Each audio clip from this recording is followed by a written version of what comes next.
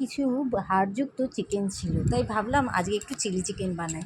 তো বানানোর জন্য প্রথমে নুন, একটু রসুন বাটা আর একটু লঙ্কার গুঁড়ো দিয়ে চিকেনটাকে একটু ভালো করে ম্যারিনেট করে দিলাম, আর সঙ্গে একটু সোয়া সসও দিয়ে দিলাম কালারের জন্য। আচ্ছা বন্ধুরা, তোমরা আমাকে দেখে বলো তো যে তোমরা কীভাবে চিলি চিকেন বানাও। আমি তো এইভাবে বানাচ্ছি, তোমরা পুরো ভিডিওটা দেখো যে আমি কিভাবে বানাচ্ছি, আমি ঠিক না ভুল।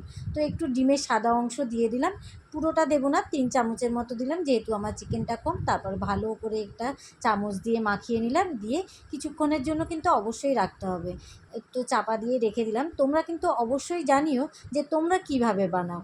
আর এই যে আর একটা প্লেটে নিয়ে নিলাম একটু কর্নফ্লাওয়ার। তো তারপরে এই চিকেনের টুকরোগুলো যেগুলো ম্যারিনেট করে রেখেছিলাম সেগুলো কর্নফ্লাওয়ারে ভালো করে মাখিয়ে নিয়ে একটা প্লেটে আগে প্রথমে কী করব, সব সাজিয়ে নেব। তারপর একে একে গরম কড়াইতে তেল দিয়ে তেলের মধ্যে ওটা দিয়ে দেব। তোমরা কিন্তু অবশ্যই জানিও যে তোমরা কিভাবে বানাও। আমি তো এইভাবে বানাচ্ছি, যদি ভুল হয়ে থাকে অবশ্যই কিন্তু কমেন্টে জানিও। তো প্রতিটা চিকেনের টুকরোতেই আমার কর্নফ্লাওয়ার মাখানো শেষ, আর এইদিকে কড়াইতে তেল তো আগে থেকেই গরম হতে দিয়ে দিয়েছিলাম। তো তারপর চিকেনের টুকরোগুলো একে একে গরম তেলের মধ্যে দিয়ে দিলাম। তবে এই পর্যায়ে কিন্তু আমি গ্যাসটা সিম রেখেছি, কারণ যাতে চিকেনের ভেতরের অংশটা কাঁচা না থেকে যায়। একে একে টুকরোগুলো সমস্ত তেলে দিয়ে দেব, যাতে একটা না আর একটার সঙ্গে গায়ে লেগে যায়। তোমরা কিন্তু অবশ্যই আমাকে জানাবে যে তোমরা আমার মতো করে বানাও কি না। এই দেখেছো কীরকম লাল হয়েছে, আর প্রতিটা চিকেনের টুকরো কিন্তু একে অপরের সঙ্গে লেগে নেই, প্রতিটা ছাড়া ছাড়া দেখতে পেয়েছো। আর রঙের জন্য কিন্তু একটু অপেক্ষা করতে হবে, লাল ধরা পর্যন্ত। অবশ্যই কিন্তু এটা করতে হবে, যেহেতু এই পর্যায়ে পকোড়া তো আমরা এমনিও খেয়ে থাকি।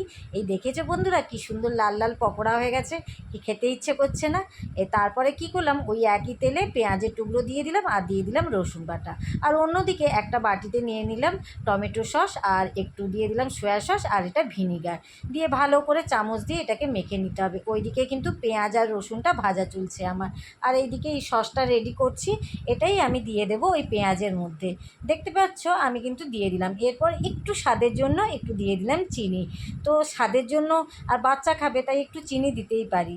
আর এই যে দিয়ে দিলাম চিকেনের টুকরোগুলো, আর তারপর দিলাম কর্নফ্লাওয়ারের জল, আর আমার রেডি চিলি চিকেন। অবশ্যই কিন্তু তোমরা